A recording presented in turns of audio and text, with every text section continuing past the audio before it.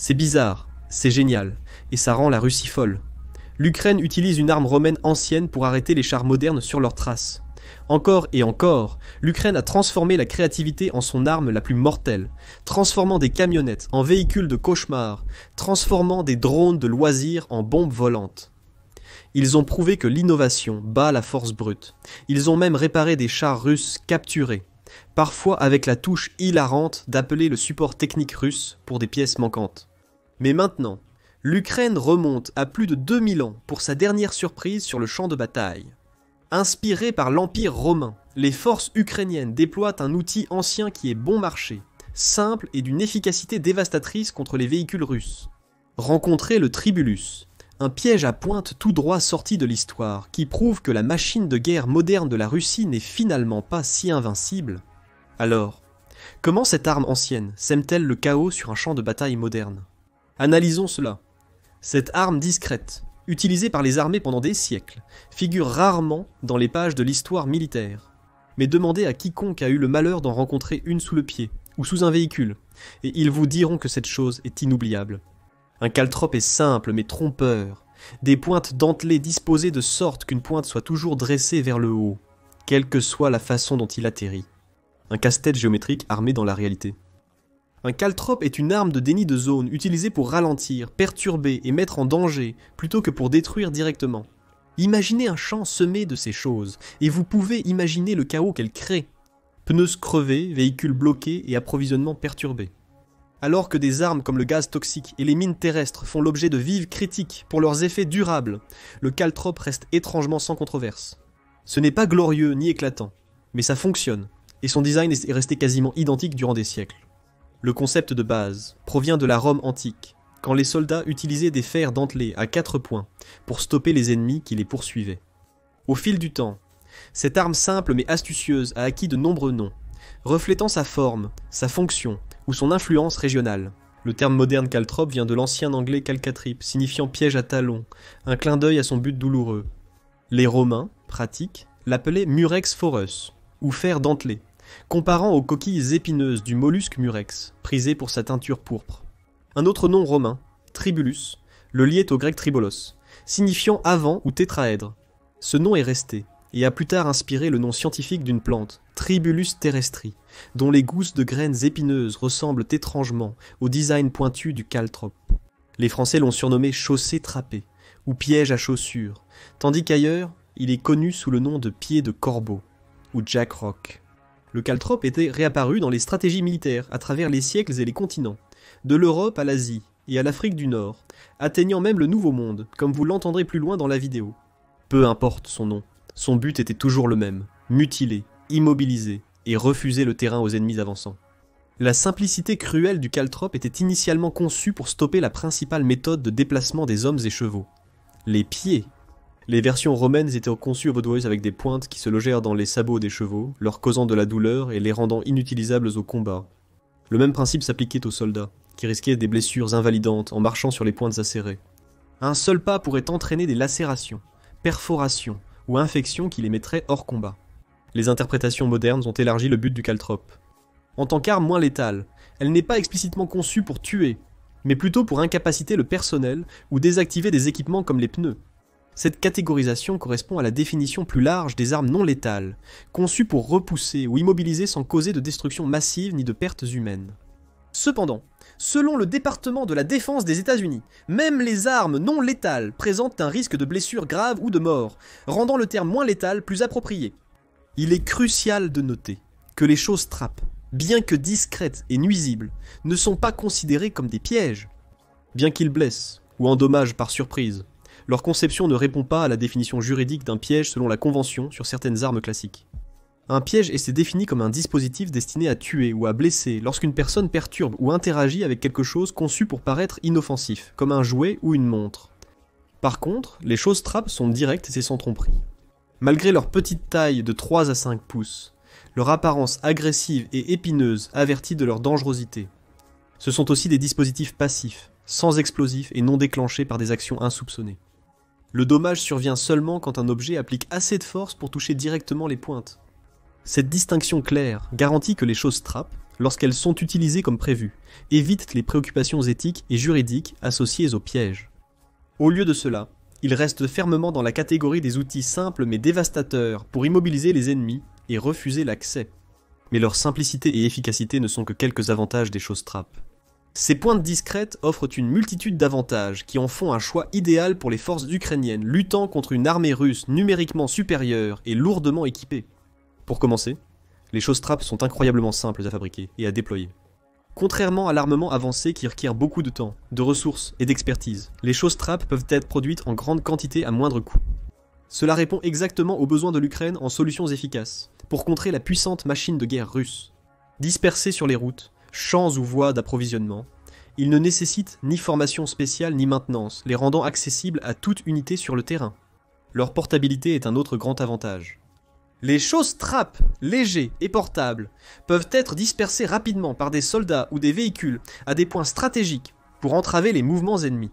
Contrairement à d'autres armes de déni de zone, ils n'ont pas besoin d'explosifs, de carburant ou de mécanismes complexes pour être efficaces. La passivité était l'une des caractéristiques les plus définissantes du chose trap. Une fois déployés, ils perforent les pneus, mutilent l'infanterie et stoppent même les véhicules lourds équipés de pneus, sans relâche ni intervention. Historiquement, il a immobilisé tout, des soldats et des chevaux aux éléphants et aux chameaux, sur le champ de bataille moderne de l'Ukraine. Les mêmes principes se révèlent, tout aussi efficaces, contre les convois militaires russes, les camions de ravitaillement et les véhicules blindés dans une guerre où la mobilité est tout. La capacité des choses trappes à causer des retards et à forcer des détours est un atout stratégique. Pour l'Ukraine, dont les tactiques reposent sur les embuscades et la rapidité, ralentir l'avancée de l'ennemi, même brièvement, peut faire la différence entre victoire et retraite. Cependant, les choses trappes ont leurs inconvénients, dont certains sont particulièrement pertinents pour la situation actuelle de l'Ukraine. La persistance des choses trappes dans l'environnement représente un défi majeur.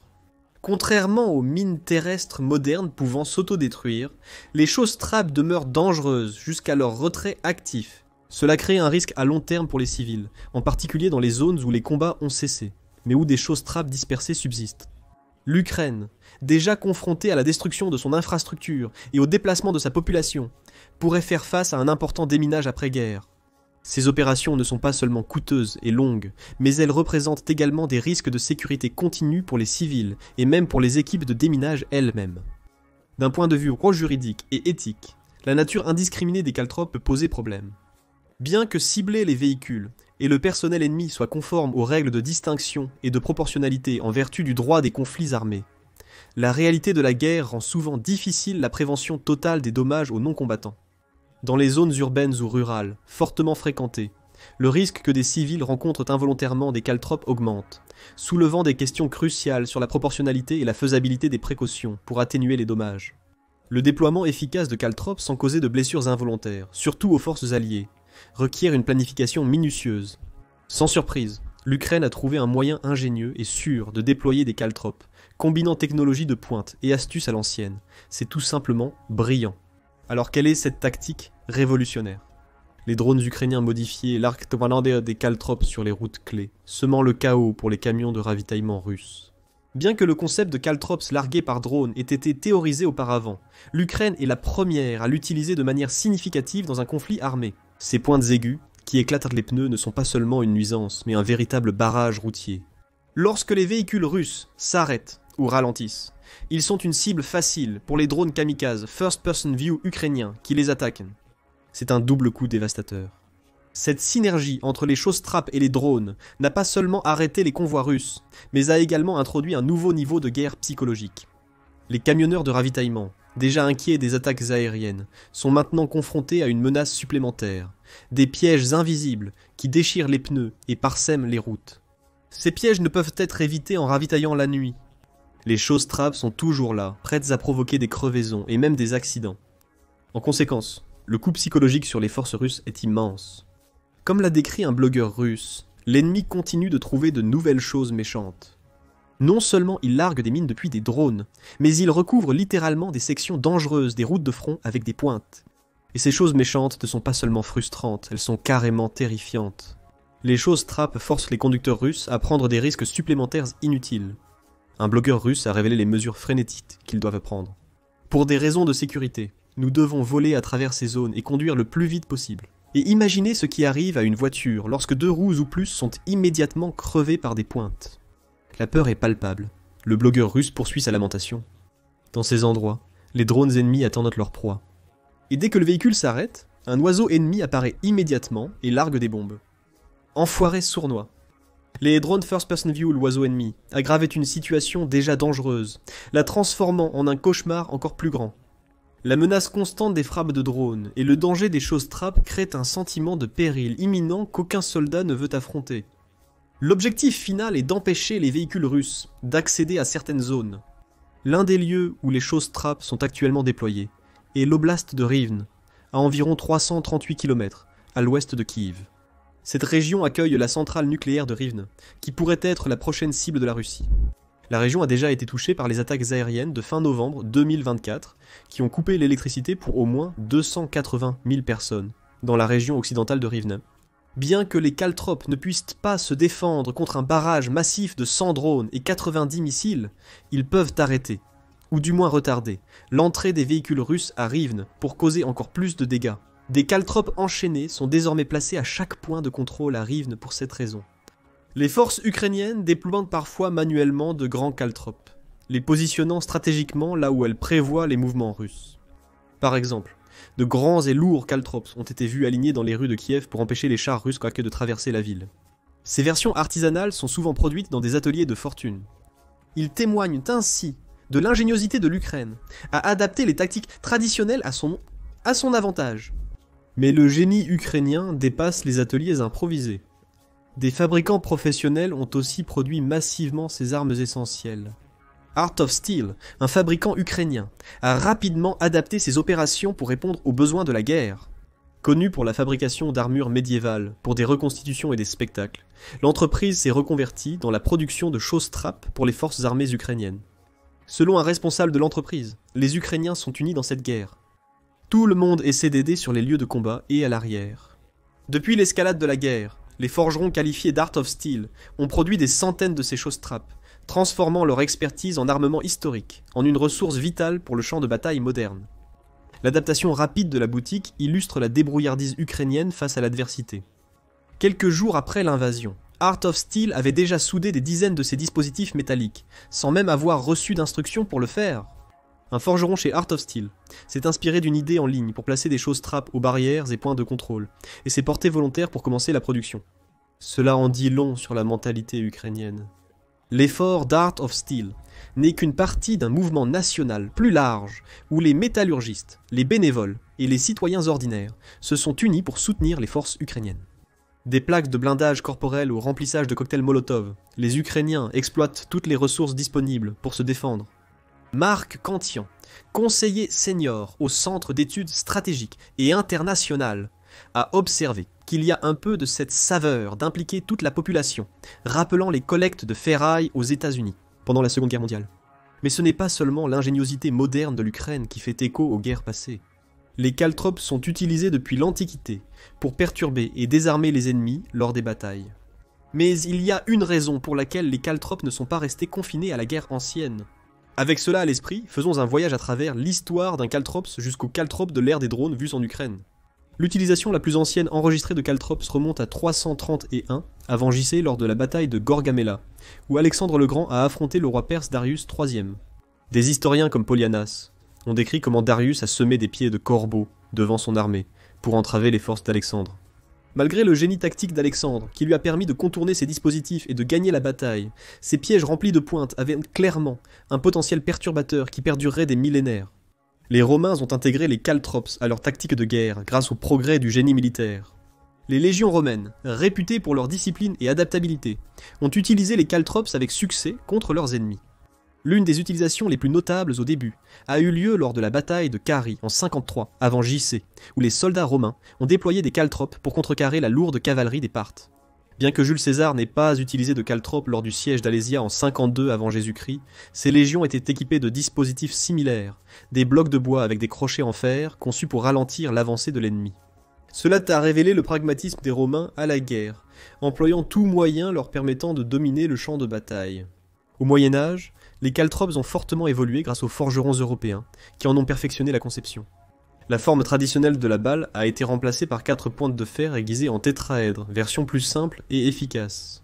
Cette innovation a facilité la production de masse et l'efficacité des dispositifs sur le champ de bataille. Un usage dramatique des caltrops au Moyen-Âge s'est produit sous le règne de Gengis Khan. En 1213, alors qu'il avançait sur l'empire qu'Indochine, Genghis Khan a rencontré de vastes étendues de terre autour du col de Chuyungkwan, qui étaient fortement défendus par des caltrops. Selon les archives historiques, les Chinois ont déployé massivement des caltrops pour tenter de stopper la progression des Mongols. Malgré les obstacles, les Mongols ont triomphé grâce à leur mobilité et leur tactique supérieure, bien que les caltrops les aient ralentis de façon significative. Pendant ce temps, les caltrops ont continué à être largement utilisés en Europe, Asie et au Moyen-Orient. Pendant les croisades, ils ont été utilisés par les Européens et les musulmans pour défendre les fortifications et perturber les lignes d'approvisionnement ennemies. Durant cette période, l'utilisation de choses trappes s'est répandue pour protéger les camps vulnérables et empêcher les attaques surprises, surtout la nuit. Avec l'évolution de la guerre et l'introduction de la poudre à canon, les caltrops ont pris un nouveau rôle, reflétant la nature changeante de la stratégie militaire. La Renaissance a apporté des innovations, comme le design de Leonardo da Vinci pour une machine à lancer des caltrops, permettant aux armées de les lancer avec plus de précision et sur de plus longues distances.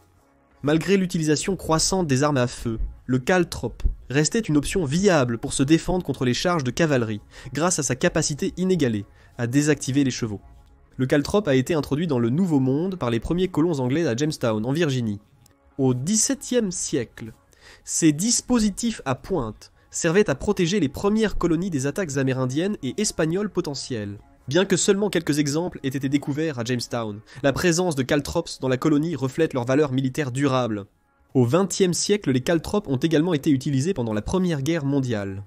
Parfois, ils étaient à collecter comme souvenirs ou échangés contre des balles.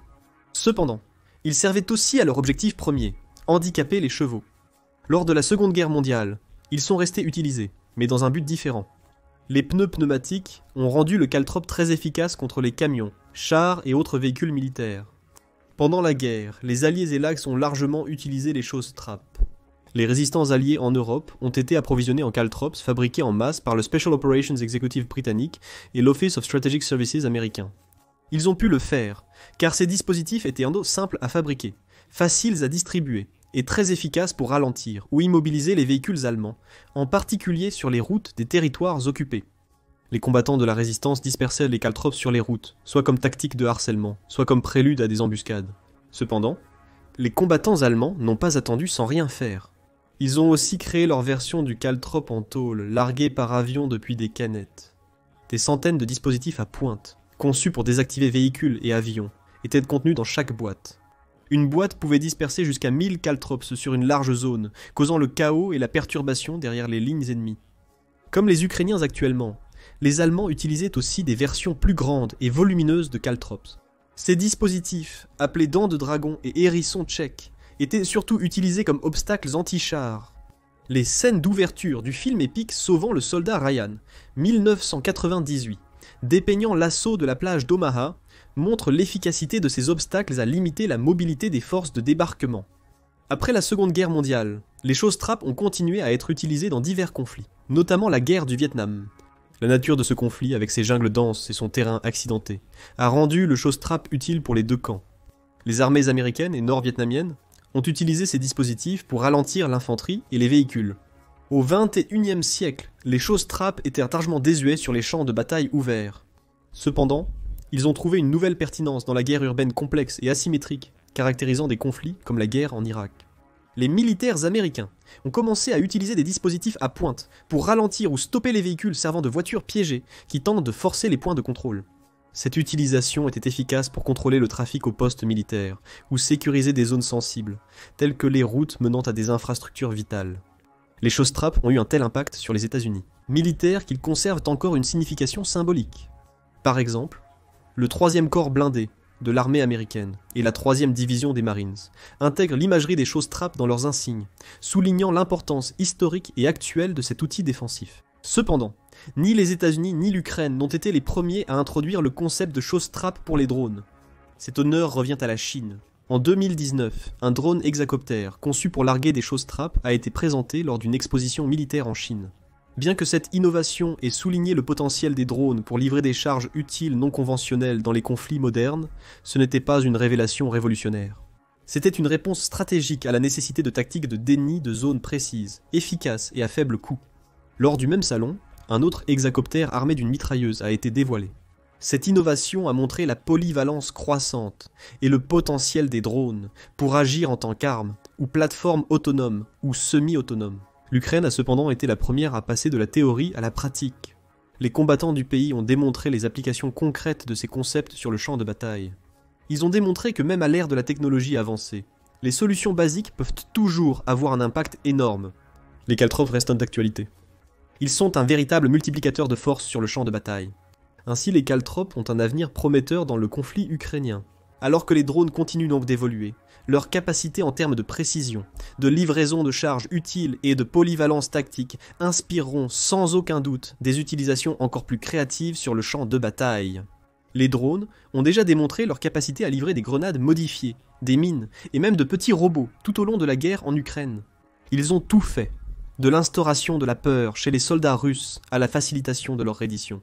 Cette polyvalence assure que même les choses trappes larguées par drone ne sont que le début des possibilités.